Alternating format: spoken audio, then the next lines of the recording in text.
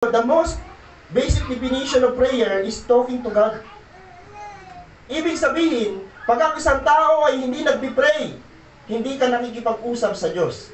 Dahil ang pananalangin ay pakikipag-usap sa Diyos. Kung hindi mo marinig ang audible voice ng Diyos, yung tinig mismo ng Diyos, magbasa ka ng Biblia pagkatapos mo mag-pray. Then ang Diyos mangungusap sa pamamagitan ng Biblia. Amen. Sana maranasan natin ito. Ang problema sa atin, pag nag-pray tayo sa panahon natin ngayon, puro na lang atin. Naalala niyo bang ipag-pray ang barangay natin? Mga kapatid, hindi puro sa atin ang prayer. Hindi pwedeng sabihin natin lagi, Lord, tulungan mo ako, Lord, ayusin mo ako, Lord, pasaganahin mo ako. Kung gano'n ang prayer natin, masyado tayong selfish. Sabi dito, isama mo yung iyong nation. Ang gusto ng Panginoon na pagharian, hindi lang ikaw. Gusto ng Diyos na pagharian, maging yung nation na kinabibilangan natin. Ipag-pray natin ang kalooban ng Diyos sa buhay natin at kasama na rin ang kalooban ng Diyos sa buong bayan. Sino dito ang naniniwala na ang kaharian ng Diyos ay nandito na sa lupa? Alam niyo ba ang kaharian ng Diyos ay nandito na sa lupa? Andun ang tunay na kaharian ng Diyos sa langit, pero bakit may kaharian na ang Diyos sa lupa? Dahil ikaw at ako ang kingdom ng Diyos. Amen. Ano ibig sabihin ng kingdom? Ang ibig sabihin ng kingdom, mga taong pinaghaharian ng Diyos. Ang tanong ko, ikaw ba at ako yun? Sino ang hari ng iyong buhay?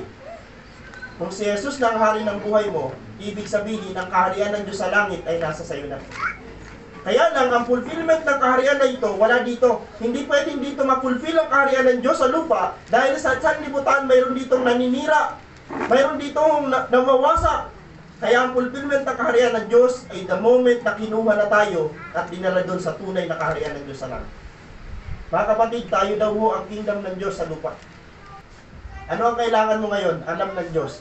Katulad ng isang maya, katulad ng mga ibon, alam ng Diyos ang pangangailangan ng mga maya at ibon, hindi sila pinagkukulang ng Diyos. Ang sabi ng Biblia, higit kayong mahalaga kaysa mga ibon at maya. Amen. Mahalaga daw tayo. Alam niyo bang ang isang taong hindi tatanggapin sa langit ay yung mga taong hindi marunong magpatawad. Tandaan niyo ang demonyo, sabi sa 1 Peter chapter 5, ang demonyo ay parang leon na umaatungal, naaalig-aligid at naghahanap siya ng masisila. 24/7. Walang pahinga ang dyablo na naghahanap na mawawasak at talo tayo pag hindi tayo prepare. Dahil ang dyablo walang gagawin kundi makahanap ng hindi prepare na Kristiyano para patayin. Tatlo lang naman ang gagawin ng dyablo, para patayin, wasakin at nakawan. Walang tao na kaya magtagumpay sa kasalanan unless tulungan siya ng Diyos. Hindi natin kaya. Mga kapatid, magtiwala tayo sa Diyos. Huwag kang magtiwala sa lakas mo lang. Huwag kang magtiwala doon sa diskarte mo lang. Huwag kang magtiwala doon sa trabaho mo lang. Magtiwala ka sa trabaho ng Diyos.